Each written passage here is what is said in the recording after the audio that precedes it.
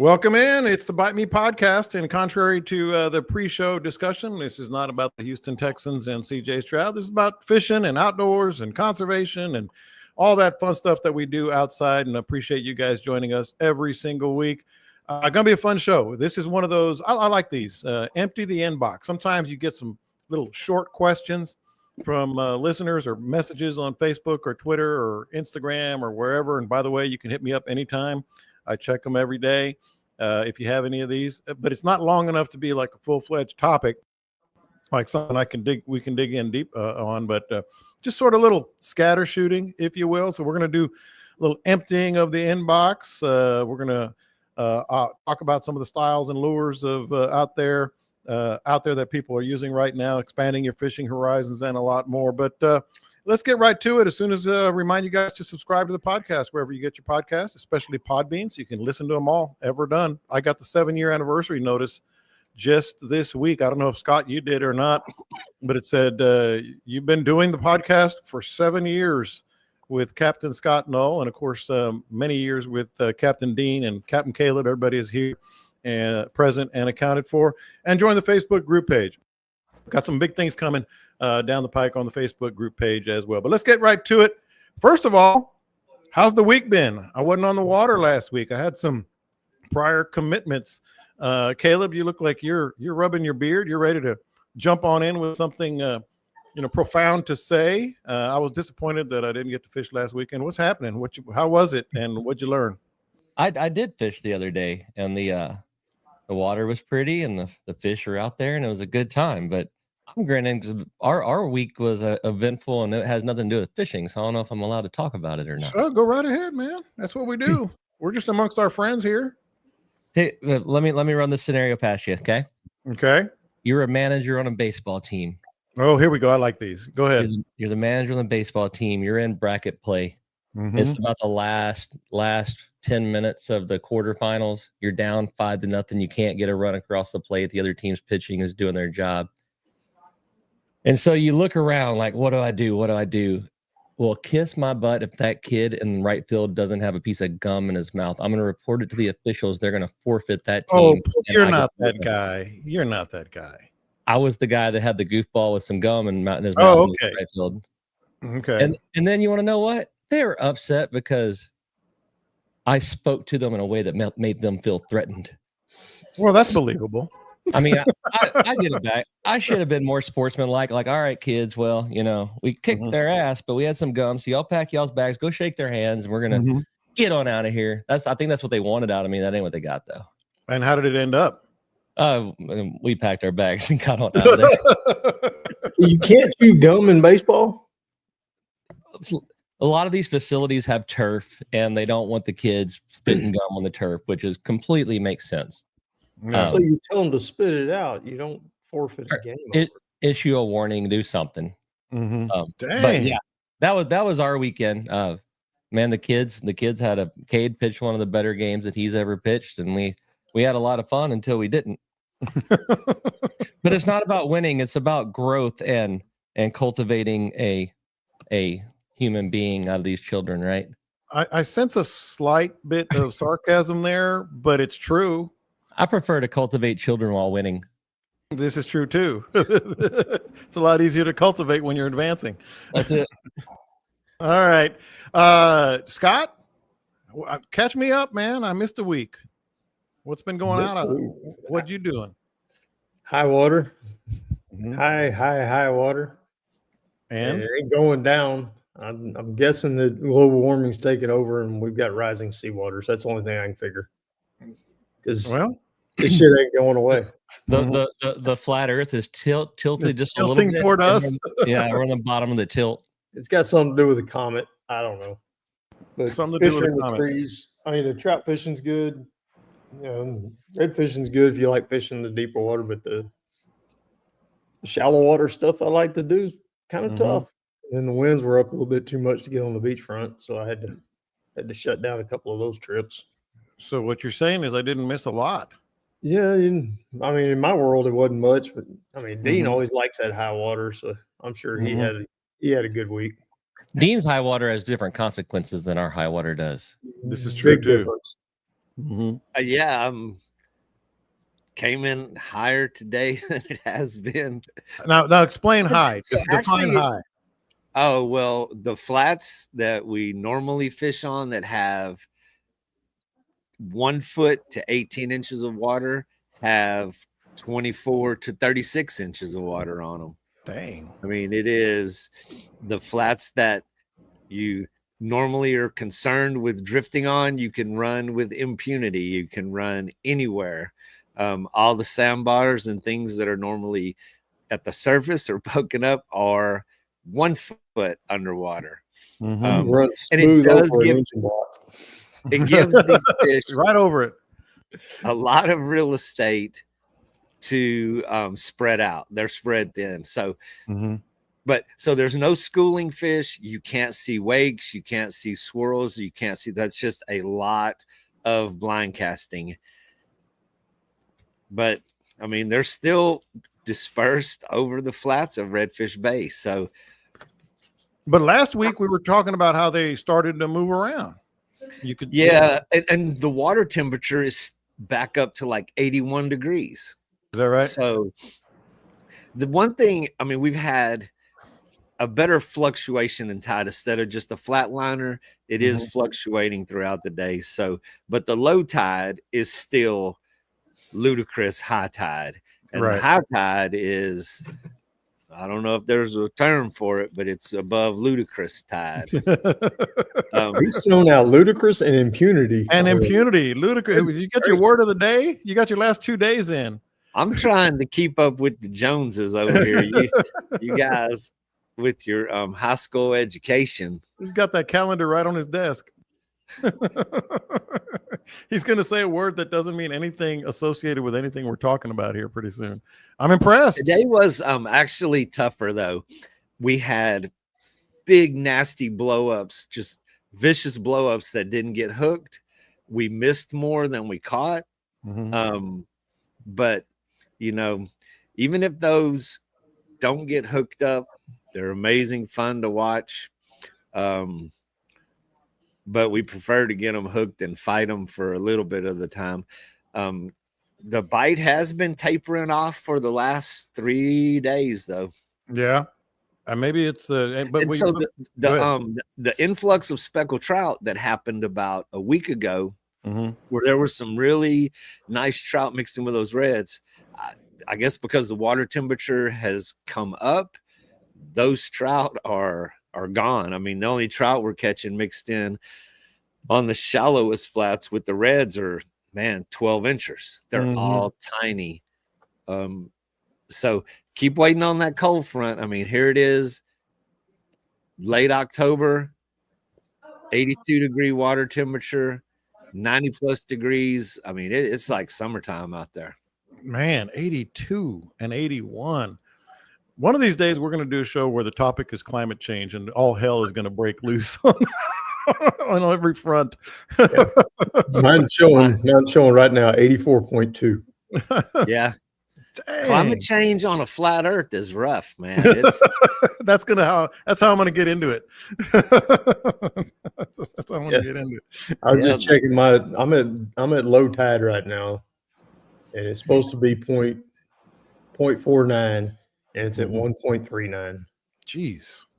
People who are listening on the map of the flat earth, we must be in the middle because the ice wall is melting, and it's Caleb, look behind you. Is there more behind us? The ice wall is melting and the water is damn hot. There's something going on here. He looks forward, then he looks back. He's like, "Damn, Dean's right. We are in the middle of the flat earth." We do like to be the center of attention. We are the center of attention. Maybe all those fish are just hung over from the shrimpery. That's what I missed the most. I wanted to go to the shrimpery down there in Aransas Pass and missed it, but the better half did. So also what you're saying is this is a good day to empty the inbox. I like these little short questions sometimes just to get scatter shooting, like I said, and get y'all's just raise your hand or finger, not that one, if you want to jump in, because I'm going to go just briefly here. on some of these questions. What are you laughing at? Nestor says, he said something that made me think about it. We're on a flat earth and there's so many damn people in Matagorda Bay this weekend. It just tipped on over and filled her up. Like, well, I mean, it checks out, I guess, if it is a flat earth. How do you guys feel about talking about climate change at some point in the future? I mean, we've already pissed off the flat earth people. Climate change is in there too. Here comes Camille. Camille's about to get that "don't do it" talk to us. Yeah, please don't. Please don't. We don't want to lose half of our listeners. You know, if you're the number 1 ranked podcast in the country or the number 200th, the pay's pretty much the same for us. So let's go. That's right. That's right. All right. Quick questions here, and let me know. This is one that I got. I don't even remember where I got all these, and I apologize to those who sent the questions. I tend to keep these in a little file and use them for days like this. Can y'all discuss proper jack plate use? I always feel like I need to have it up, even in 3 feet of water. Maybe it's good short for the boatyard guys. Just jack plate use in general. And what I thought about is how many people, Scott, don't even, not just jack plate, but trim and tilt. Like they go together is what I'm thinking. Yeah, anytime you get a new boat, the way I do it, I get on the intercoastal when it's pretty calm and just start running the boat and see how it reacts to every possible angle. You know, tilt, trim, jack plate up, jack plate down, and you can hear the motor, you know, when it's working hard and when it smooths out and when it feels right. It's more of a feel thing to me. Mm-hmm. You can sit there and watch your, you know, with the GPS and everything now, you can watch your speed right down to the, you know, 1/10 of a mile an hour. So as you're playing with it, you can watch your speed, watch your RPMs, see what they're doing. And when I find that spot where it feels like it runs the best, that's kind of where I stick it. Mm-hmm. And then when there's no water, you go way up. And when there's water, you go way down. Okay. But can you elaborate on that? Because sometimes, like, generally they're roughly the same 1 through 6 or whatever, you know, and so we don't want to tell people to put it on this number, but what are some of the parameters that you use there? Well, there's all kinds of things to know about the numbers. Particular holes, if you don't have enough in the water, you can spin your boat out. Particular holes, you can't run it up high. You'll make the motor hot. Depends on what boat you have. On our cat style stuff, I can get up on 6. I can run mine on 6. I can do all kinds of stuff on 6. Other boats, you can't get above 2 or 3. But I mean, it's 100% what Scott said. Is where do you get your RPMs at the best? Where are you getting your motor at the best, and what just feels good? You'll notice it'll steer differently, it'll turn differently, everything will feel different in different spots. All of my JHs are very happy on 2. I run them on 2 anytime that I don't have it up on 6. I run it at 2 or 6. There's really not much in between. I'm either trying to keep my motor off the bottom or just trying to run efficiently. And then there's other things that a lot of people don't realize. Like my boat, I'm very picky about which motor holes I use to put it in there. Well, that makes a 2-inch difference without the jack plate. So, I mean, how's your boat set up? It's 100% what Scott said. What feels good. I mean, if you're running shallow or trying to get up shallow, obviously you need to pick it up. There are little tricks to the trade where you can have it picked all the way up, and as your boat starts moving, you can slowly start letting it down and grab more water and get you out of there. But it goes back again to just what Scott said. It's all fill. That's good information, Nadine. What I wanted to get your opinion on. You know me, I'm always erring to the side of caution on pretty much everything on my boat because I get terrified of being stuck out there. But I run mine on 4.5, as you know. You run my boat just because I like to have that little extra when I'm skinny. I like to have that little extra. Okay, if I got to get skinnier, I'll get skinnier. But then I wanted to talk to you about that and porpoising, because a lot of times, you know, you can trim or whatever your motor, but it's not. Sometimes you porpoise just because of what's going on in the water in front of you. Well, every boat is different, and the jack plate combined with the tilt is just fine tuning your boat. Some, I mean, won't. If you raise the jack plate all the way up to 6, it's not deep, and it has to do with how it's mounted, how it's rigged, how it's put together. You raise the jack plate all the way up to 6, you might not have enough propeller in the water to even push the boat. It's just going to blow out whenever you hit the throttle. But mine stays in the same place. It stays on 2, whether I'm launching in the shallows. I'll run it up to maybe 4 in extremely shallow when I get really aggressive and I'm almost sitting on the bottom to go take off.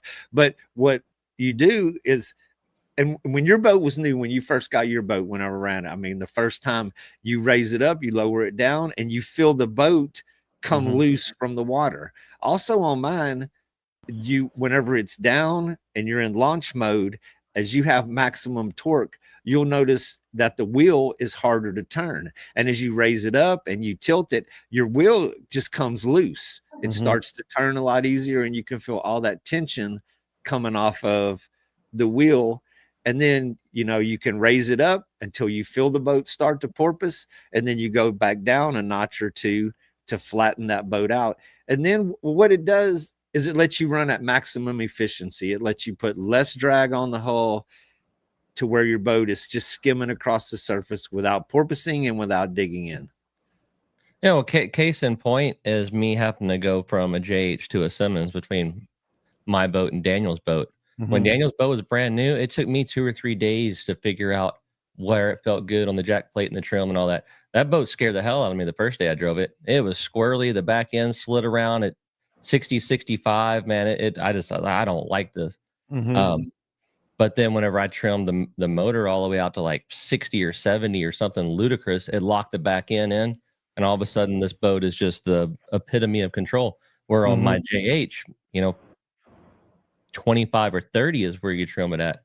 So it's all about feeling it. Now, if you don't have a tunnel in your boat, just guess already that you're probably not gonna be able to jack it up very far. The whole point of the tunnel is to feed water to the prop where it keeps moving without being in the water.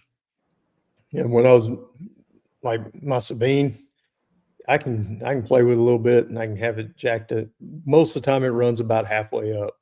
That's just about right. But I'll play with it from time to time, and as I jack it down, I can feel the whole boat slow down. On a small boat like that, you can really feel the difference. I mean, it makes a big difference. All it is just the drag of the motor. Yeah, Putting it further down in the water, there's more motor in the water, it's going to drag more, and the whole boat just slows way down. The new boat, it likes it at about halfway is about the prime running time. If I go down, I notice the speed drops quite a bit. RPMs kind of go up a little bit. And then if I jack it too high, that one doesn't have a tunnel in it. And you can feel it slow down considerably. As soon as you can tell when the prop gets above the bottom of the boat. Yeah. It immediately starts slowing down. And especially on the bigger boats, that's gas efficiency, man. That's money. Oh yeah. Yeah, that's big time. My Simrad's got it on there. It tells you what your miles per gallon are. And as I'm driving along there, I'm looking at it, and I'm anywhere from 1.5 to 3.5, depending on where I have the jack plate. 1.5 is scary. Mine, I think the lowest I've gotten mine is like 2 point something. But that's a much bigger boat. All right. So this one wasn't on, this still empty in the inbox here. This one wasn't on the rundown that I sent you. I got it this morning, but I know this is going to be fun, and you guys have opinions on this. All 3 of you do videos and pictures and such. And it was very simple questions. Are all GoPros created the same? Big time, long time listener was in the market for a GoPro. I gave him some advice. And then is there a better option? Dean, you are a GoPro guru. You've been my GoPro guru. People wanting to get, we all love it. We talk about catch and release. Caleb, you're next. Go ahead. I want to clarify or see if you can clarify. Are we talking about GoPros, or is he doing the CDEC thing where it's all action cams, but we're referring to them as GoPros? Okay, well you can add that. Absolutely. He said GoPro, like the 11, the 12, the whatever. And is there a better option? Dean, you help me out on this. I have numerous models up to the 10. I don't have the 11. And I would say they're all pretty much created equally. I mean, from the 8 to the 10, they all record in 4K. They have the super wide view if you want. They have the linear that you could zoom it down to. I don't find a big difference. But some are more durable. Some you trust some more.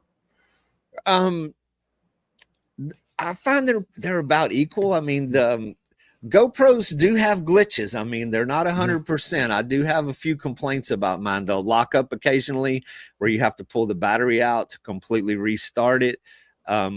They consume a lot of battery if you are recording in 4K. If you're recording in 4K for the duration, they tend to overheat. That's always an issue. But I mean, I do a lot of action stuff on the boat. I record kill shots with the bow where you can get, you can slow it down to ultra slow-mo and I can capture the arrow in flight. I mean, I have a good time with mine. I experiment with a lot of different settings. It doesn't have good low light capabilities. There are some limitations, but in good light and up close action, it is amazing. Yeah, I agree with Dean. I think I have all of them from the 6 through the 13, and they all take good footage. But regarding the overheating and the battery use and that kind of stuff, I bought the 13, and that one has multiple things to me that makes it vastly superior to any of the other GoPros. It for the heat, it has actual heat sinks on the outside of it to disperse heat, so I haven't had a problem with that. Because what I do is I put it on a mount, and then I actually have a battery in my pocket and a wire ran to it, so I can run that GoPro all day long without turning it off. And then I run it on looping mode. So I tried the Insta360, and that one was just a pain to deal with, to hook up to my phone. And then I tried the DJI ones, and DJI to me is a superior company. However, the DJI didn't have looping, and the way that I am able to get the actual eats and the topwater blowups and all that stuff is my GoPro is always recording, but it's on looping mode, which you set it to like 5 minutes, 10 minutes, or 20 minutes, something like that. And so every 5 minutes, if I don't press the button, it records over itself. So at the end of the day, I have a bunch of 5-minute segments of each fish, right? But as far as the video quality, I haven't seen much difference between the 8 and that, or the 13, but they seem to continually improve their stabilization. And so I think it started with the 11 and now it's on the 13, but it captures the horizon, and I can almost lean my body 90 degrees and that horizon is going to stay straight. It doesn't look like a dude and everything. But yeah, the heat. Oh, and the biggest best part of the 13 is they now have magnetic connections where you don't have to unscrew that little screw and flip it all apart and open it up and take the battery out. Now they're magnetic where they just click on and click off. That's great.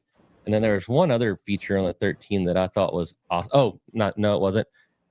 If you're buying a GoPro, buy the white Enduro batteries, I think they're called. Those things will go.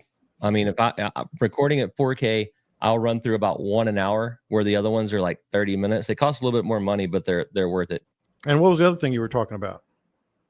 In terms of video quality, and you said not the GoPro, the other. The DJIs. The DJI had good video quality. It just didn't have the looping mode and the stuff that a fisherman would want to use. The Insta360. I have the actual 360. I had this little one that clips on my clothes. I had 2 or 3 different Insta360s, and there's like, you got to like link them up to some app on your phone. And it seems like every 3rd or 4th time I try to turn them on, they would say I have to go on my phone to authorize nobody wants to do that. They want to turn on their camera and record their fish and throw the camera back in their pocket. Yeah. That was the problem. So I've tried them all. I've wanted to get away from GoPro because, like Dean said, they're not very reliable. I've lost some really cool clips just because they corrupted this or corrupted that. But I always end up back at them because they just have the better platform altogether, I guess. The only complaint I had about my first GoPro was it lasted about 45 minutes and landed in the bottom of East Matagorda Bay. So it was. So if you want to buy a GoPro, this is. I had it on a clamp in the back of my old boat, and it was sitting there perfect. I was going through chop, everything, checking it perfect, and then I just take off. I guess it got loose. I just take off. Boom! Just right in. I had about 45 minutes. So if you buy a GoPro, go to their website and sign up for their like club or whatever it is. It's $50 a year. And if you're a member of that club and you lose or trash a GoPro, they will replace it, no questions asked. You can even walk into, I can't remember how it worked. I can't remember if you bought the GoPro thing, you could go to Best Buy. If you bought the Best Buy thing, you can go to Best Buy. But you could literally walk in, like Dean could walk in there right now and say, hey, my GoPro 10 screwed up. and they say, well, all we have is 13, so that's what we're going to give you. That's the conversation. Oh, nice. Yeah. And I do have the membership also. I do. It's like a good insurance policy. I mean, Well, if you have problems and Yeah. you can send it in, and they're really good about upgrading for if something goes wrong. Well, that's information I could have used a couple of years ago. I got one in the bottom of the Everglades that was sitting in a rod holder when we were pushing through the tunnels, and I was videoing, and then all of a sudden I turned around and there was the camera was bye-bye. Yeah. 45 minutes. 45 minutes. I've Man. never lost a GoPro, but I'm real good at throwing the phone overboard instead. 5 GoPros on my boat, and I lose my phone because I'm recording something. That makes sense. Yeah. Scott, I don't know if you have anything to add to that, but if not, I'll move on, or you can add it as I ask this question. It's about this seems so basic, but at the same time, depending on what you want to do with the fish, depending on how you're doing it. Dude lost a fish, said I lost a nice one. I'm not sure if everyone knows when and how to use a net, to net or not to net. What are the scenarios that you would recommend there, and how to do it? The only time I ever used a net in the last 10 years is when a flounder is a valuable asset. Yeah, I know what you mean. If a flounder is in a tournament situation, I'm bringing a net. Mhm. But I don't fish tournaments anymore, so I really don't. I got probably 8 nets sitting out there in the garage. Just stumbled over them the other day when I was cleaning the garage. None of them have been in the I boat use my for net every years. day. So how do you land, say, an upper slot red? You I just reach go to down the and side of grab the it. boat? Yeah, Oh. reach Nah, down I and don't grab trust that sucker. myself. I don't trust myself. I use my net all day, every day, but I Mhm. guess I catch more big fish than Scott. Oh, does. yeah, that's it. more important. You got to hit them. You got to hit them with a cast first. So I mean, I doubt that. Oh my goodness! See, it always is going to rear its ugly head. It's always going to come back to that. It's gonna be a long year. It's going to be a long year. That's why Dean likes blind casting so much. You did say blind casting today. Right? No, I just thought, I didn't know if you guys had anything of that, but I felt bad for the dude. I don't know if he just knocked the hook out of it or whatever. Biggest trout I've ever had on. One of my best friends at the time, he swatted it clean off with a net. Yeah. And that was the last time I was ever tempted to use a net on a big trout while waiting. He took a stab at it and caught the hooks. Yeah, I've seen that. What do you tell the customers or someone on your boat, Caleb, about, hey, that's some good fish, get the net when they're netting the fish? I tell them, you set that net down, and the 3 of you stand on that end of the boat, and you be very quiet, and me and your buddy are gonna handle this situation. But you're not going to be on every boat. Man, I'm gonna tell you what, a big fish out of the boat is tough. A big fish, I mean, that's a tough decision. Out of the boat, I think I almost have to go for the net. However, don't be the guy that has your little tiny waiting net stuffed in a hatch. You're like, oh, I got it, boys. Like, have the net with the 6-foot handle and the great big huge opening and plenty of room to. It's those like a salmon net. Well, the one I caught, I think is called a stowaway, and yeah, it's those 45-inch reds were going in it. Man, where you get in trouble is wading with those little nets with the foam all over them and stuff. I'll net a trout that has a plastic in its mouth, but man, topwaters and quirkies, that's scary if you got anything sticking out the side. So I've netted a bunch of reds and a bunch of trout out of my boat that weren't very comfortable, and it worked out most of the time. Heck, Pat Gardner, we were fishing the Legends, and he had just caught a 30-inch trout, and that one was in the live well, and he goes back out and just sticks another one, and I was like, oh, this is good for us. This is great. Yeah, and he netted the fish, netted it clean. The fish wasn't touching the net anywhere. And then he had, like, how you'll pick the net up out of the water like 5 or 6 inches, so like the opening is up higher. Yeah, he's sitting there just like that, and he looks over at me and he's telling me what this fish looks like, and this fish tail dances out the damn net and takes off again. And Pat has to refight it. I'm about to throw up over there. I'm yelling at him, you better not lose it, you idiot. And Yeah. there's a lot going on. Yeah, nets are scary. Yeah. All right. So, Dean, topwater question here. And I know all you guys, Caleb, I think you and I talked about this once at some point way back. When you guys are in dead calm water, do you start with a topwater or a subsurface bait? Oh, well, assuming the rest of the conditions align to use a topwater or a subsurface bait, I'm probably going to throw a topwater. Mm-hmm. I don't think there's a right answer or a wrong answer here. It's super fun to get a blow up in dead calm water. Well, behind that, maybe a wake bait. I don't know what he's talking about subsurface, but it'd be a topwater wake bait and then a plastic. It's hard to get me to throw a plastic unless I'm really sure I'm casting at fish or, sight casting or something. I like to use search baits most of the time. I don't know. Maybe that was just me. Maybe I'm just different and weird, Dean, because sometimes when it's dead calm, it just seems to me that it's almost too much. You know what I mean? I mean, I'm always going to go with the topwater. Yeah. But that's just my nature. Mm-hmm. But no, I don't think that that's going to be such a time. I mean, if you're throwing a smaller topwater like a Spook Junior, it's not going to be too much. Right. If you're throwing something like a he dog, a she dog, or one of those, then it may be. But the only way it's going to be too much if you have a bigger topwater than something that's quieter. Scott? Spook Juniors and the small skitter walk. That's the go-to for me when it's real calm. I want to see that blow up. The other thing, when it's super calm like that and you're throwing them, you can see the wakes.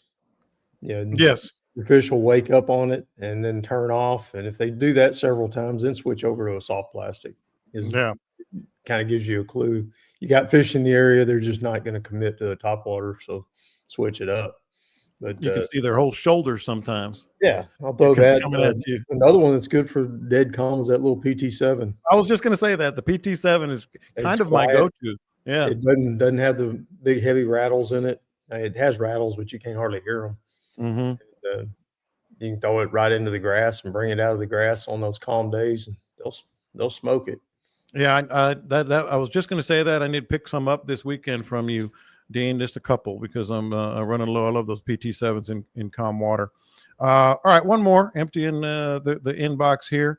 And this is more back to the boating aspect of it. I always have trouble knowing how to approach choppy water. I've been told to angle into the waves, also been told to go straight into them. Is there a time and a place for either if they're not too big? I've also been told to get on top of them, but that can be hairy. How do you guys do with chop? Pin it. I knew that's what Caleb was going. I could have answered for Caleb. Hey, I want to be clear. I see the get on top of it comments on social media a lot, and a lot of the people making those comments have never been on top of them. Yes, because there's always there comes one. There's very specific boats that'll do it. The rest of them, you're just trying to send yourself into the atmosphere. The little smaller chops, I'll quarter it. Big chops, sometimes you got to go right into it. Here's what you do. You start driving across it, and if you drop a kidney or you get soaking wet, try the other way. Well, that's true. I mean, 8 inches of wave spacing makes a difference in that answer. Wind direction. Well, explain it. That's what he was talking about, because he's tried all three. And I was just going to ask you about that, or Scott, because Scott always talks about, the time between the waves. That happens on bays too. If it's closer, you can kind of get on top of them. Yeah. If you have a 25-foot boat and those kind of things, yeah, you try to get on top of them in a 19 or a 21. It's not going to end well for you. If you can get on top of those, then it wasn't worth talking about them in the first place. If he tried all three and it didn't work, it just didn't work. But there's so many variables. That if the wind is if I'm blowing spray out my side and the wind's catching it and just coming and soaking everybody, I'm probably going to take a different shot at it. But I think the best answer, and I don't think Scott can argue with me here, try all three. Find a fourth one if you can. Turn around and go the other way. Yeah. You can turn the wind and the waves off if you go the other direction. That's right. I was gonna say it depends on where you're trying to go. And if you're in a narrow spot and you don't have a lot of choice, you're just gonna have to suck it up and take it. If you're in a big open bay, then you can quarter it and zigzag. I've zigzagged my ass off out there on the beachfront. Running. I need to go down the beach or come back up the beach, and I got to run at an angle that takes me offshore, or I got to take an angle that takes me to the beach in order to do it. So I zigzag. It takes me twice as long, but what the hell? At least I'm not. When you're screwing up is when you're banging. When the boat's coming off the wave and it's crashing down on the other side and you're slapping, just quit doing that. I busted my lips on a steering wheel once. Yeah, I mean, there ain't nothing good that can happen with all that. Did you really? Tearing your stuff up, it's tearing you up. We had already knocked the trolling motor off of the boat. It was laying on the front deck with Taylor holding on to it, and about half a mile later, my face was going forwards when the steering wheel was coming upwards, and boy, dude, a metal boat steering wheel will rattle your skull, dude. I learned a lesson running in a thunderstorm and ducking down behind the windshield, and had my face too close to the wheel and hit a wave, and I hit my mouth, and I was so glad I didn't knock my teeth out. I was like feeling it. I was like, they're all there. Yeah. Yes, I learned an important lesson to keep your face away from the wheel whenever you're hunkered down back there. Yes. Seems like common sense, but it seems like it. We're having to cross from the end of the intercoastal across West Matagorda Bay to Port O'Connor. And after I did that, dude, I locked my elbows out the rest of the ride. Hey, and then there's something else that, man, I would think everybody would think of, but I watch people do it all the time. You can most bays you can run a protected shoreline for a very long ways. Thank you. And Thank you. There has been way more than once that I was in the southwest corner of East Matagorda Bay and it got rough, and I ran all the way to like past Oyster Farm and cut across Live Oak and got in the intercoastal. Of course, I took my butt whooping there in front of Boggy again, but it wasn't as bad as rolling across that bay on an east wind. To me, it's planning. Sabine was the worst for me. It's a big open bay, big the north waves. end of it is bad on a south wind. Big waves. And so my thing was, well, I guess I'm hooking up the boat and going to the other side. I mean, that's what you're talking about. Just you don't have to kill yourself. And also, like Scott has said in the past, I think it was Scott, about like when his pants start flapping, he knows it's a 20-mile-an-hour wind or something like that. When I got this little spot on my lower back where I have my back problems, when it starts to really feel that, and that pain just goes boom, boom, boom, I'm like, all right, time to taper it back. My back is the gauge on that. But no, you can run the shoreline, you can trailer your boat and just fish that side. That's where you're going anyway. At Sabine, you could, not every bay, of course, but with me, a lot of days I'll just go the long way. I mean, it might take 10 or 15 minutes to get there, but I avoid going into that stuff. If it's unavoidable, I will take it at an angle and then go for an angle in one direction, turn around, go back. But I mean, I've outgrown the need to pound through it and try to get up on top of it. And I take the slow, long way around. Yeah. Yeah. All right. By the way, Caleb just said he hates this group chat moderator. Is that me?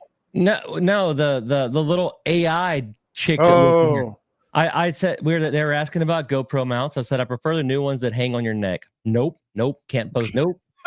and then Frank said something about when it starts blowing 30 from the north, I just slow down to about 6 or 7 and chill. And I said that's a lie. When it does that, you go home and text me for updates. And it wouldn't let me do that either. Has anybody else noticed that it's mostly Caleb that gets his comments all the time? I have never even seen that. I get 3 or 4 a session. He does. I think it knows something. You know what? This next one ties in directly with. We're doing a lot of boat discussion here, but I think it's pretty good stuff. Just curiosity from this listener. Big fan of the Bite Me podcast. Was wondering if you could ask the question, what boats do each of the captains drive? And here's the important part, and why? So we'll start with Scott, because he's got at least 2. I know. I didn't want to put it out there. There's 3. But yeah, one's for sale, folks. Anybody need a general? Put it out there. Yeah, go ahead. Details. Anybody need a general? Come see me. Yeah. I'll make you a deal. It's sitting in the yard, and with the new boat, I hung on to the general because get a new boat, you're just not so sure sometimes. It's going to do everything you want it to do. Well, the new one does that and more. I'm running the Explorer. They call it a 24. It's actually 25 and a half, something like that. It's got the dual drive. It's a modified V with a Carolina flare on it, so I can stay dry on the beachfront when it gets rough. I wanted a boat that I could run the beach and be economical with it. It gets good fuel mileage, and I can ride it. I can drive it from the top or the bottom. When it's rough, you want to ride from the bottom. When it's nice and calm, you're looking for fish. You can be up top and see so much more.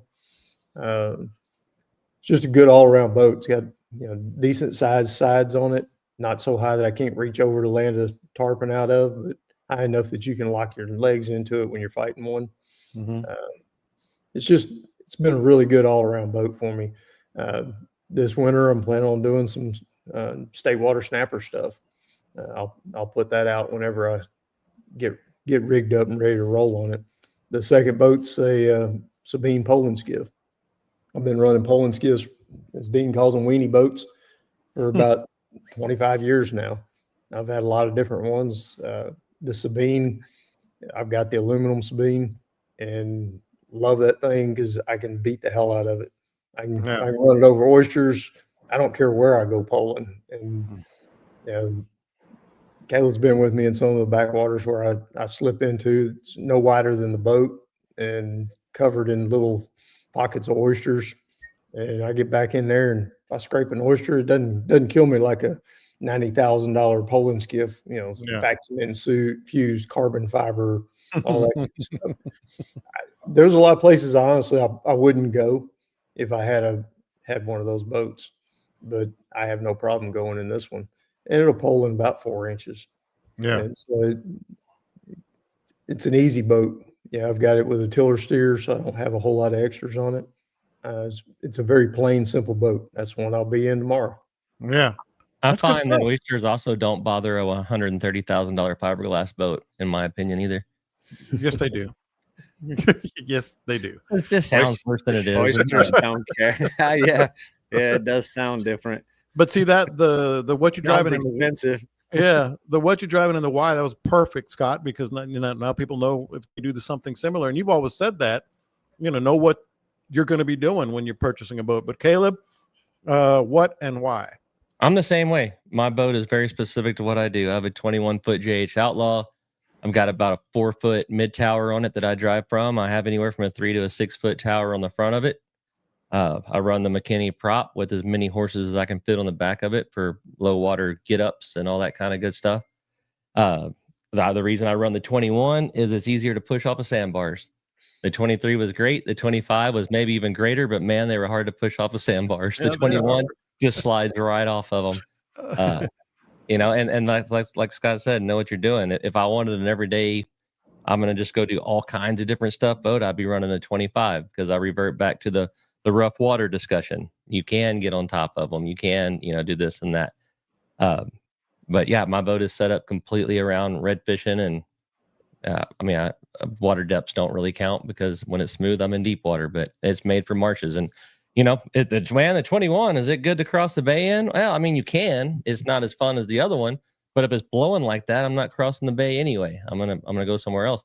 Now, if I go back to the redfish tournaments next summer, I'm dang sure maybe crossing the bay I don't want to cross in the wind. We'll deal with that story when it comes. Dean? 22-foot Dargle Scout.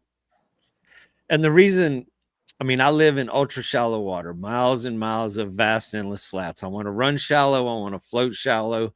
I want to jump up out of the shallows. It's a flat bottom tunnel hull, flat deck on the front, plenty of space for people to cast and fish and move around, comfortable, stable, walking around on it. fighting fish around all four sides. I mean, it just being able to walk around the console. I mean, it's my 5th scout. This is number 5 that I'm on. And I mean, I've considered changing, but I'm really comfortable. I know exactly where I can go in that boat based on the tide that day, where I can take off. And with me, I'm always pushing limits. I mean, I want to be as shallow as I can for sight casting, for spotting fish. And it gets where a lot of skiffs out here just cannot get to. And it's a big, spacious, comfortable boat. You know, you can put several people on there and you can drift in 1 foot of water and you can blast out of there when you want to. Yeah. And I should mention mine, because I'm not the go out and take customers and friends out every day. I'm the sick fisherman that has family and now grandkids, but I don't want to compromise. And I got the Freedom Warrior 23, and it is simply the best boat I've ever had. I mean, I've run the Warrior. I mean, I've been in that boat. For as big and spacious as it is, it damn near does everything my Scout does. Yeah. And that's why what I love is when I have kids on there, it has, you know, the gunnel, and you can walk around, by the way. You can walk around at 360 on it. So kids can, or your fishermen, if you have a redfish and you're doing circles or whatever.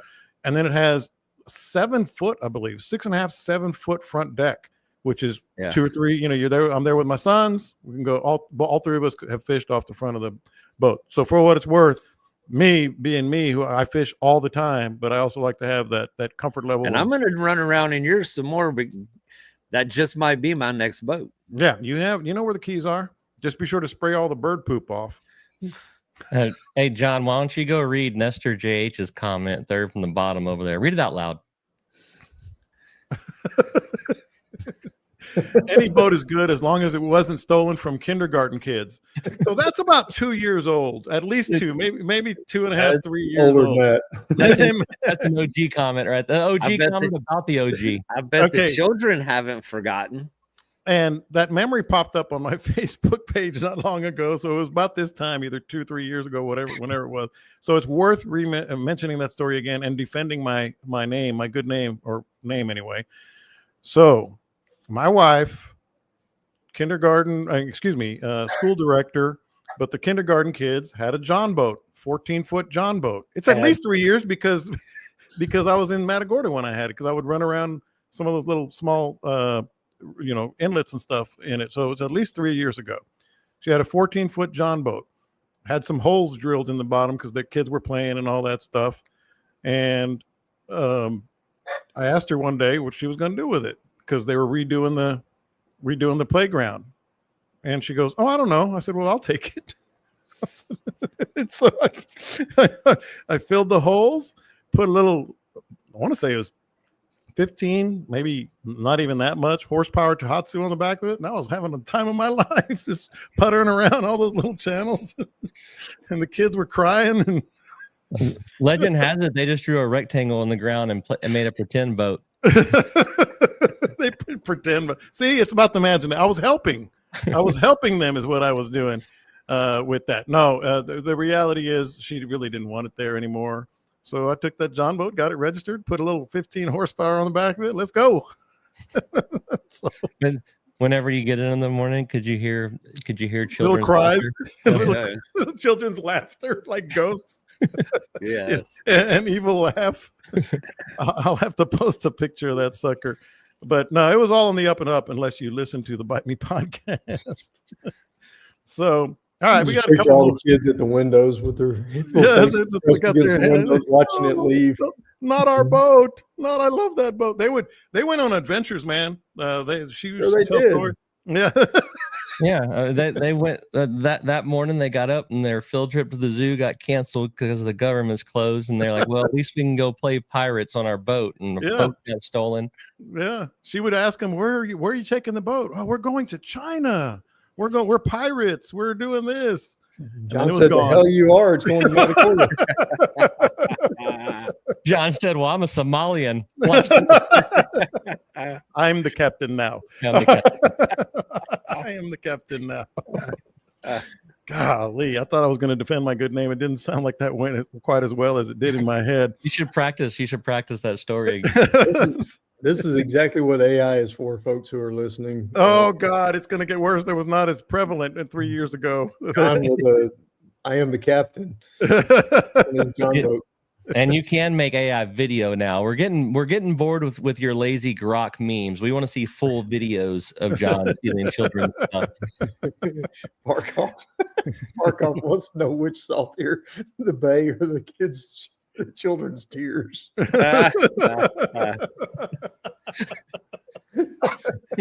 I had approval from the school director, who was my wife, but still, I had approval from the school director. You're like Pelosi's husband. Nobody really knows what you do, but you get stuff. That's true. Oh, while we're on the topic of what you're driving, this was an offshoot of the what you're driving question. How do we feel about jet skis these days on the bays? How are we feeling about them? That can't be more annoying than a boat. No. Dean, I actually don't mind them. I don't have a problem with them. I'm indifferent. They're good. As long as anybody can piss you off in anything. In kayak, in anything. Yeah. If they're in a hot dog delivery boat could still piss us off, and we want that hot dog. Yeah. That's right. So, if you behave properly, as anybody should, your mode of transportation doesn't matter. Other than an airboat, I don't have a problem with any of them. Yeah, airboats I'm not a big fan, but I know I had a buddy that had the jet ski with the aluminum for his cooler and his rods. I thought it was pretty dang cool. I got a buddy that he's got a Sea-Doo that's rigged out for fishing, and it's badass. It's cool. And it's really it's a spacious. I don't know what size or what the model is on it, but he's quite comfortable on that thing. Got a cooler on the back, rod holders. He's got setups for his cameras. He videos a lot of the stuff that he does. I could see myself on that thing. Well, I probably couldn't. Scott, I was going to ask you about offshore. That's what fascinates me about them. I got a lot of respect for those guys that take them, near shore. There's some of them that leave out of the jetties here at Port O'Connor from time to time. I see them heading out, man. Off they go. Yeah. They're heading for the horizon. How far out they're going, but they're heading out. And that's what my buddy Jay does all during the summer. You may have saw some pictures in the video that was out there. He's catching kingfish. They go to the first rigs for snapper. And then the waves and the chop, those things are badass. They just slice those waves. So they run through some pretty big water quite comfortably. But he does that for kingfish all summer. Yeah, and the noise can't be that much worse, like in shallows and flats, can it? It's all about how they're run. When I was in Galveston, there was some guys that came around fishing out of jet skis. They weren't all rigged out, so you knew they weren't like serious. Yeah. And they just take off, and they did more running around. And I think that's probably where they get the bad name. They're a lot more likely to fire up and go run around when the fishing's not, they're not catching some fish. Let's go play. But some of them are dead serious, and that's what they use it for. I think a lot of those guys, like Dean's buddy, which by the way, I saw him out there with another friend of his, out trying to catch some kingfish. Just because there's so many that want to jump your waves and do circles and all that stuff. Those people, I say give them a bad name, but that sort of contaminates maybe what the real fishermen in Sea-Doos and the jet skis do, So, all right, let's get one more in here before we figure out what we're going to do this weekend. And Dean, I will be down there. I had another event that I was scheduled to do, ironically at my wife's school that I got out of. I guess I don't want to make eye contact with those kids, but I got out of it. So you couldn't make it 3 weeks. I couldn't make it 3 weeks without fishing. I just couldn't. So she said, just go. So it's a chili cook-off. I'm going to make the chili Thursday, give it to my daughter to enter, and then I'm coming down. So we'll get to what you guys do in a second, but big fan of the Bite Me podcast. I love cleaning out the old inbox. Now it's empty, so you can send some more questions. Was wondering if you could ask. Oh no, that's the same question I just asked. How would you adapt your style and lures depending on where you fish? Pretty basic question. I know there are a lot of factors involved, and we may dig into this, a little deeper. And who cares? We'll go a little long, but how do you adapt what you're going to throw and your style of what you're how you're going to fish depending on where you fish? Scott, you look like you're ready. I mean, it all depends on water clarity and depth. If you're going to be fishing some deeper water, you want some heavier jig heads. I'm going to throw pretty much the same thing. Mm-hmm. No matter where I go, I'm going to throw some top waters. I'm going to throw some soft plastics, and I'm going to vary the color of them based off the watercolor. And I'm going to probably vary, a bigger paddle tail, in dirtier water, something that makes a little more noise. But the top water stuff, I'm going to have small top waters in shallower water and bigger top waters if I'm fishing some open water. Mm-hmm. I know you guys are similar to Scott. Go ahead, Scott. You got some more? It's just not a lot of difference. I mean, you're imitating bait fish no matter where you are. Fish are going to eat bait fish. And the only thing you got to figure out is how to get to what level the fish are hanging at. Mm-hmm. Well, my thing I was going to add, and either one of you guys can jump in, is there a lot of, right now, or at least last time I was out there, a lot of grass. So what I adapt is weedless jig heads or the PT7 that we talked about earlier, because you don't get as much grass on it. So that's other than what Scott said, water clarity and such. Do you guys have anything that where you got to change, Caleb? Like, I'm going to change the way what I throw and how I fish in certain situations. I overthink a lot of stuff, but this ain't one of them. I got 2 or 3 colors of paddle tails, 2 or 3 colors of wiggly tails, and 2 or 3 colors of top waters, and I'm going to tie whichever one of those is in my cup holder on, most likely. A 1/4 ounce or an 1/8 ounce jig head, and that term for me, that has more to do with wind than depth or anything like that. And then Dean will tell you that even down there in that grass, I will throw a treble hook top water or a jig head all day long and just pick grass off of it and throw it back. Now in the spring, that's when I'll change stuff. I'll put a spinner bait on just because of all the shad and stuff, or and that trout fishing, a little bit different story, but general everyday fishing, drifting out of the boat, I don't change it up much. Anything, Dean? Well, what's happening right now is we have so Sunday we had the crazy north wind, 20 something miles an hour. It lasted basically one day and went back to the south. And plus we have the high tide. So the tide comes up, all the grass has been getting blown across the flats, and they're sitting on one side of the island. Tide comes up, wind change directions, and it dislodges that grass. So right now we have a lot of floating grass across the flats. If it stays in one direction, it'll eventually blow it and it'll stay where it is. Or if it's low tide, there tends to be a little less floating grass. But rigging up weedless, a paddle tail, a weightless, something that's going to flow real near the surface is good. And have you looked at the forecast for this weekend for your Saturday? Don't tell me, John? God almighty. I was just about to. Oh, I'll let you enjoy that whenever you go. Okay, we'll get to that in just a second, but God dang it. I should just go to the chili cook-off, but I'm not. I'm still going to go down there. Last week's Scott has his finger up, if I may interject.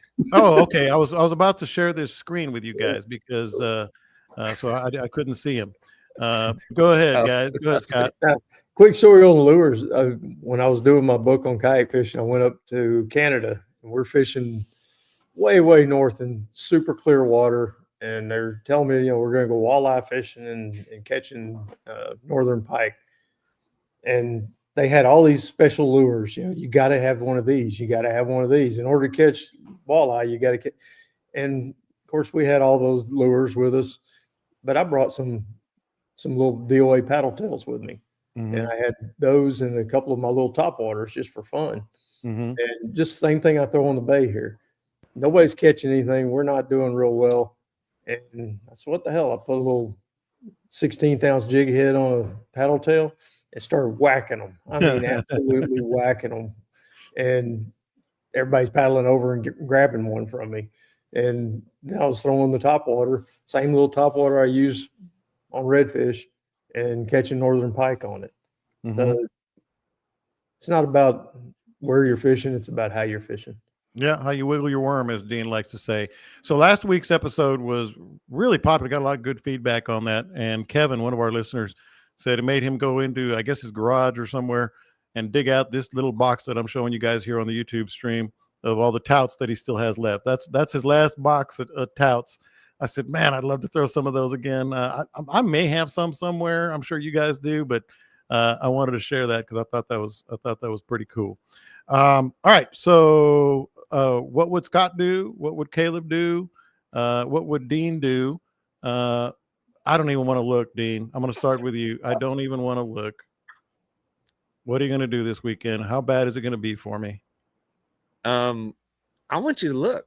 I'm looking as you're talking. I'm looking as you're talking. I don't want to be the bearer of bad news. Yeah. Well, what we would do this weekend, and it's still a long ways out. I mean, it's hard to trust the weather that far out, but I mean, looks like we got like 90% of rain, and some wind for Saturday, probably some lightning, tornadoes, a hailstorm, 100% of chance of rain at 7 a.m. This podcast is brought to you by Grundens that can be bought at 100% at 8, 100% at 9, 100% at 10, 11, 12, 1, 2. Good God Almighty! That's Saturday. It's all day. About 4 a.m. Sunday. It's everything that sucks except the rain. The rain's gone by then. John, go ahead. So you still got Sunday. Yep. We'll always have Sunday. But I mean, we're still. I don't think this tide is going anywhere. I kept expecting it to. We even had a west wind, southwest wind that blew, and it came up higher than it was the day before. It's crazy that this one is sticking with us for this long with this much high water. But I mean, for me, it's running back as far as I can get, close to the shorelines. We do have a lot of mullet. I mean, a lot of mullet on the flats. Huge rivers of mullet flowing across the flats. Early morning, they're not really jumping. They're not real obvious. About 9 or 10 o'clock, they're starting to come alive. And then it looks like a mullet circus out there for most of the day. And I've just been focusing on areas where I see the bait, where I see some life in the water. That's where I've been spending my time blind casting. Man, what are they doing at 4 a.m. on Sunday? He didn't hear a word I said. He's still stuck on. Dang. Go ahead, Caleb. Well, since this weekend isn't overly worth talking about, the high next Thursday is 67. Ooh, baby. Yeah, and the front's coming in the day before and ripping out of like the northeast at 20 to 30. No, this isn't going to be the dump, but it cools some dang water temperatures off. Let's just get started towards fall. Scott? Well, John, you can come to Fort O'Connor. We only got 80% chance. Oh, hey, I can dodge the raindrops. I can dodge those. It's 100 from 6 a.m. till 8 p.m. in Aransas Pass. Yeah. I don't know why it's that there and it's not here, but it's 80. So, but yeah, typically, we don't trust those forecasts further out, but when they get to 80 and 90 and 100% chance, something's coming. They're pretty confident. Yeah, they're feeling it. They're feeling themselves on that one. But would you rather be at my place in Aransas Pass watching college football or getting rained on at a chili cook-off? Oh, I think I'll still take Aransas Pass. Yeah, yeah. Oh yeah. Also, Saturday morning, the wind is 22, gusting to 28. 30. Yeah. That's it. 25 gusting to 30 at 4 a.m. Yeah. And then it drops off to 27 by daylight. Good. Weller's having a party in Matagorda Saturday for the A&M LSU game. I may be there. Yeah. I was going to say, none of us have anything better else to do. Might as well go to his party. I'll pick up Dean because I think Carrie's out of town too, according to what Jan said. But we'll go to Matagorda and get drunk instead of. Yeah. Or he's a big old boy. We'll pick up Scott on the way. Adam's a big old boy. If LSU gets ahead, I'm going to need a couple of y'all to hold him while I kick him. Oh, no, I don't want to get into that strife. So, Dean, I guess I'll be meeting you at 4 a.m. at the marina on Sunday morning. we'll be ready to go. So Yeah, at the moment I have Sunday off. I do There you have go. something scheduled for Saturday, but I got my doubts about that. Some of my best days of fishing in Matagorda have been sitting in the waterfront with a bucket of beer, looking out the window at my boat. That's right. These are ideas. I can tell you, I definitely, rain aside, I ain't going out there Saturday on the beachfront. Nah. Oh yeah. Oh yeah. 5 foot at 6 seconds. Whoa, baby. What am I doing? Get on, God. hey, just get on top of them. Yeah, when the wave height matches the seconds in between, that ain't good. Yeah. God almighty. Karma. There's squares coming in. All right, boys. Well, hell or high water, literally. I'll be down there. Hell and high water. Hell and high water. I'll be down there.